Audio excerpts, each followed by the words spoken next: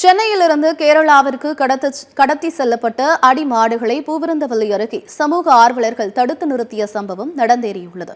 சென்னையிலிருந்து கேரளாவிற்கு பூவிருந்தவல்லி வண்டலூர் மீஞ்சூர் வெளிவட்ட சாலையில் சரக்கு லாரியில் சட்டவிரோதமாக மாடுகள் கடத்தப்படுவதாக பூவிருந்தவல்லி பகுதியைச் சேர்ந்த சமூக ஆர்வலர் கணேஷ் உள்ளிட்ட குழுவினருக்கு தகவல் கிடைத்தது. இதையடுத்து அவ்வழியாக வந்த சரக்கு லாரி ஒன்றை மடக்கி பிடித்தனர்.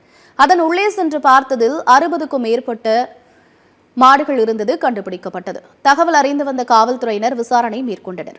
ஒரே லாரியில் 60க்கும் மேற்பட்ட மாடுகள் இருப்பதற்கு கூட இடமில்லாமல் கொண்டு வரப்பட்டதும் பிடிப்பட்ட லாரியில் மாடுகள் நிரம்பி வழிவதால் தூங்கவோ உட்காரவோ கூடாது என்பதற்காக கண்களில் பச்சை மிளகாய் வைத்து கொடுமைப்படுத்தி கொண்டு வரப்பட்டதும் விசாரணையில் தெரியவந்துள்ளது.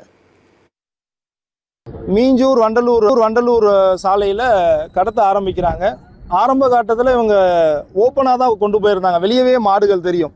இப்போ அது பொதுமக்கள் விழிப்புணர்வோடு செயல்பட்டு மடக்கிறாங்கன்னு சொல்லிட்டு இதை க்ளோஸ் பண்ணி இப்போ கொண்டு போகிறாங்க. நீங்கள் அந்த மாட்டினுடைய கண்களை கூர்ந்து கவனிச்சிங்க அப்படின்னா உங்களுக்கு தெரியும், பச்சை மிளகாயை அறுத்து கண்ணுக்கு உள்ளே வச்சுருப்பாங்க. காரணம் என்ன அப்படின்னா, எந்த ஒரு மாடும் உட்காரக்கூடாது.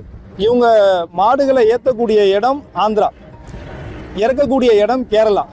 அது வரைக்கும் இந்த மாடுகள் எங்கேயுமே உட்காரக்கூடாதுன்றதுக்காக கண்களில் அந்த மிளகாயினுடைய தோலை அறுத்து உள்ள வைக்கிறதும், ஒவ்வொரு ஸ்டாப்பிங் அவங்க வச்சிருக்காங்க. அந்த ஒவ்வொரு ஸ்டாப்பிங்லையும் எந்தெந்த மாடெல்லாம் தொய்வா இருக்கோ அந்த மாட்டினுடைய வாழை வெட்டுறாங்க. இது தொடர்ச்சியாக நடந்துட்டு இருக்கு. இது காவல்துறையிடமும் நம்ம புகார் கொடுத்தோம்.